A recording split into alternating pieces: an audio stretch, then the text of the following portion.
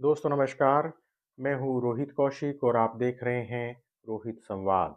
दोस्तों सबसे पहले आपसे विनम्र निवेदन है कि आप हमारे YouTube चैनल रोहित संवाद को सब्सक्राइब करके और हमारे फेसबुक पेज रोहित संवाद को फॉलो करके जन सरोकार की पत्रकारिता को अपना समर्थन दें।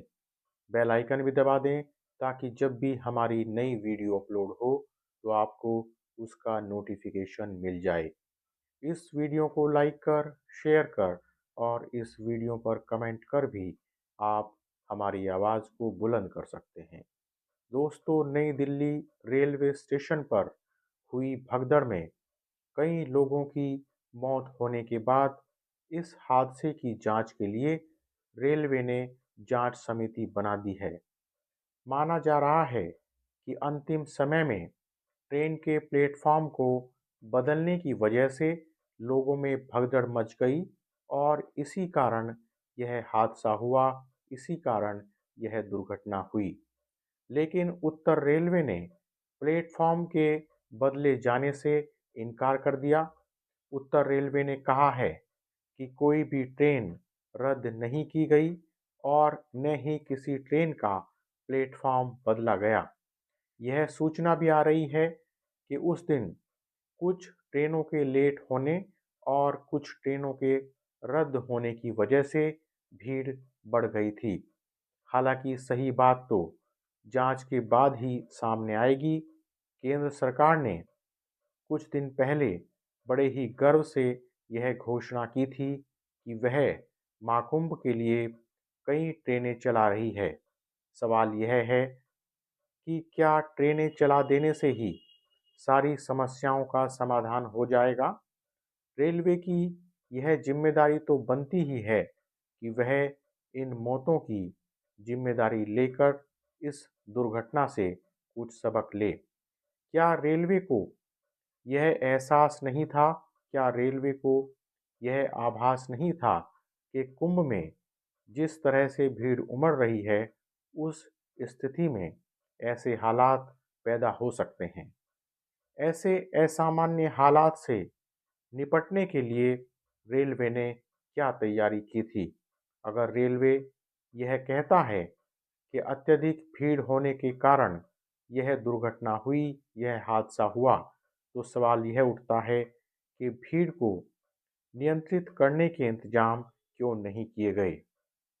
नई दिल्ली रेलवे स्टेशन पर हुई भगदड़ ने एक बार फिर यह सिद्ध कर दिया कि धर्म के नाम पर हम अपने दिमाग के सारे दरवाजे बंद कर देते हैं। किसी भी धार्मिक स्थल या फिर किसी अन्य स्थल की दबाव सहने की एक सीमा होती है, एक क्षमता होती है। उस सीमा से अधिक लोग किसी भी जगह पर इकट्ठा होते हैं, एकत्रित होते हैं, तो वहाँ की सारी व्यवस्थाएं भी चरमरा जाती हैं।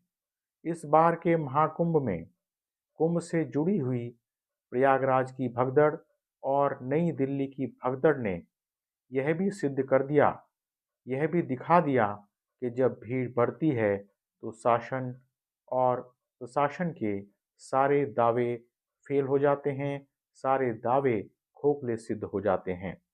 आप कहेंगे कि ऐसे विकट समय में सवाल उठाना आसान है, लेकिन उस जगह, उस समय ऐसी जगहों पर व्यवस्था बनाना इतना आसान नहीं है।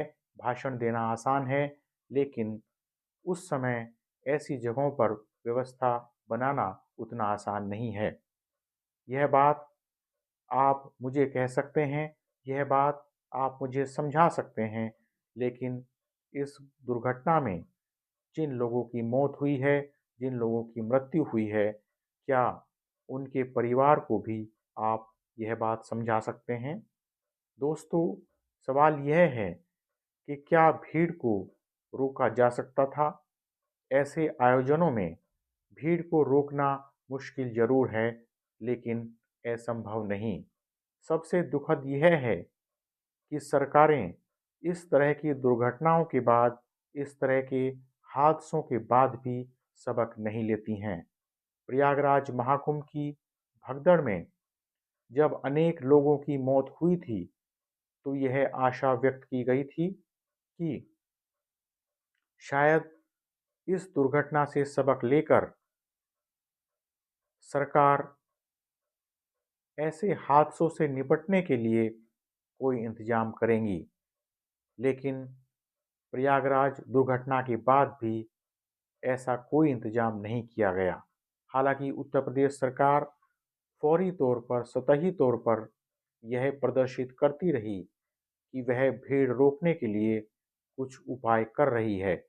लेकिन एक तरफ तो वह भीड़ रोकने के लिए यह प्रचार करती हुई दिखाई दी कि अभी कुंभ आने में इतनी जल्दी न करें, थोड़े समय बाद कुंभ आ जाएं, जब भीड़ कम हो जाए तब कुंभ में आएं, ऐसा प्रचार करती हुई दिखाई दी। लेकिन दूसरी तरफ कुंभ का प्रचार भी धुआंधार तरीके से होता रहा। उत्तर प्रदेश सरकार को सख्ती के साथ जनता को यह संदेश देना चाहिए था कि किसी भी हालत में अभी कुंभ में न आया जाए, क्योंकि अभी स्थिति सामान्य नहीं है। उत्तर प्रदेश सरकार स्वयं इस मुद्दे पर असमंजस में रही, इसीलिए जनता में भी एक असमंजस की स्थिति रही और कुंभ जाने वाले लोगों की संख्या में कोई कमी नहीं आई। दोस्तों, यह सही है कि महाकुंभ जैसे धार्मिक आयोजनों में लोग स्वतः ही बड़े उत्साह और जोश के साथ जाते हैं। भीड़ और उससे होने वाली समस्याओं का आभास होने के बावजूद जनता धार्मिक आस्था के कारण ऐसे आयोजनों में जाती है। लेकिन सवाल यह है कि ऐसे समय में सरकार का क्या दायित्व होना चाहिए? क्या सरकार का यह दायित्व नहीं होना चाहिए कि लोग यह समझें कि बड़े धार्मिक आयोजनों में जनता को भीड़ से बचने की कोशिश करनी चाहिए? किसी एक जगह पर जब बहुत सारे लोग उमड़ेंगे, किसी एक जगह पर जब पूरा भारत उमड़ेगा, तो अव्यवस्था तो होगी ही। क्या उत्तर प्रदेश सरकार ऐसा प्रयास करती हुई दिखाई दी कि महाकुंभ में भीड़ न हो? निश्चित रूप से ऐसा कोई प्रयास उत्तर प्रदेश सरकार की तरफ से दिखाई नहीं दिया। सरकार महाकुंभ की भव्यता पर तो ध्यान देती रही, लेकिन भव्यता के चक्कर में सरकार को यह ध्यान नहीं रहा कि भव्य कुंभ की जगह सरकार का उद्देश्य, सरकार का ध्यान सुरक्षित कुंभ पर होना चाहिए था। इस भव्यता के लिए महाकुंभ जरूर याद किया जाएगा, लेकिन इस भव्यता के साथ ही दो बड़ी दुर्घटनाओं के लिए भी इस महाकुंभ की व्यवस्था पर भविष्य में लगातार सवाल उठते रहेंगे। काश सरकार महाकुंभ को भव्य बनाने पर ध्यान न देकर महाकुंभ को सुरक्षित बनाने पर ध्यान देती। बहरहाल, आज रोहित संवाद में इतना ही। जल्दी ही मिलेंगे एक नए मुद्दे के साथ। नमस्कार।